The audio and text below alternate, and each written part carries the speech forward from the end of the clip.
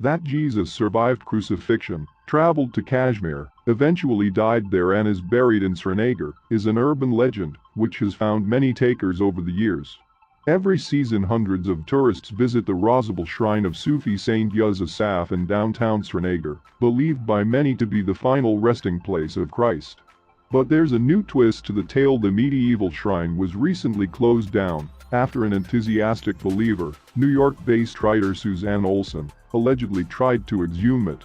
The shrine itself, at the edge of a winding alley in the backstreets of Old Srinagar, first came into the limelight when a local journalist, Aziz Kashmiri, argued in his 1973 book, Christ in Kashmir, that Jesus survived crucifixion some 2,000 years ago, migrated to Kashmir, and was buried in Srinagar. The modest stone building with traditional multi-tiered roofs slipped into oblivion, but came into focus again in 2002, when Olson arrived in Srinagar, claiming to be Christ's 59th descendant and seeking DNA testing of the shrine's remains. In a series of letters to the shrine's caretakers, Olson said she considers Rosable a private family tomb. She further wrote, "My family has origins in France, where Jesus and his wife Mary Magdalene lived for 30 years after the crucifixion. There they had 2 sons and 1 daughter. We're descendants of the son. And if you wish to know more, I refer you to a book called Bloodline of the Holy Grail by Sir Lawrence Gardner."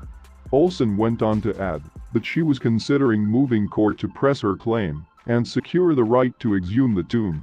"We feel any claims you make about the sanctity of the grave are invalid. We would prefer to move our grandfather out of Srinagar." It was quite clear Olson wanted to put her plan into action without wasting much time. One of the caretakers of the tomb, Muhammad Amin, alleged that they were forced to padlock the shrine as Olson tried to dig it up and in doing so, insulted Islam. She tried to raid the holy tomb, he complains. He believed that the theory that Jesus is buried anywhere on the face of the earth is blasphemous to Islam. The Quran, where Jesus is called Messiah, the messenger, maintains that Christ was returned to God alive and not crucified. Amin said in light of Quranic teachings no Muslim can accept Olson's theory. The caretaker even filed an FIR against her and got her visa cancelled. "Despite this, we used to allow tourists to enter the shrine, but we became suspicious when she tried to get curfew imposed in the locality and plant something at the shrine to authenticate her claim."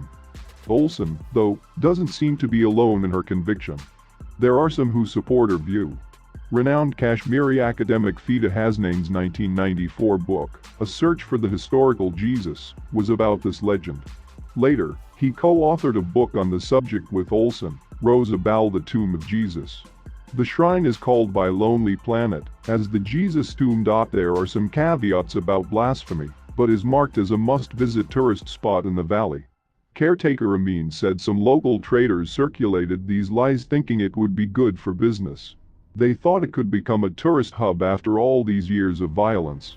He said after the shrine made it to the Lonely Planet, too many people, often rowdy, started coming in.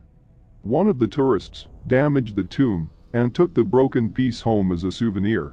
Rosable is not the only story linking Jesus to Kashmir. It is said that he also visited a Buddhist monastery, the ruins of which are near Srinagar. The stories of Jesus in India date back to the 19th century and find mention in a plethora of texts by scholars of varied persuasions, Islamic, Buddhist, and Christian. In fact, it is believed that during his missing years, between 12 and 30, unmentioned in the Gospels, Jesus was in India and picked up Buddhist ideas. Amin said the caretakers committee has decided to convene a religious leaders meeting to discuss the issue. But Olson insists that there's nothing sacrilegious about her DNA project. It's routinely done around the world. From Egyptian mummies to the Christian Saint Luke, people are using this scientific tool to help study ancient history, she said in an interview for journalists from New York. The DNA from Rosable will tell us a lot about history, she went on to say. First, who is Yuza Asaf? We'll never know until archaeologists are allowed to examine the artifacts in the tomb. Olson refuted allegations that she had attempted to remove anything from the tomb or dug it up. "I can't imagine who started those rumors or why," she said, and maintained that the belief that there is a Muslim saint in the same tomb is untrue. The tomb predates Islam, and could never be a Muslim tomb.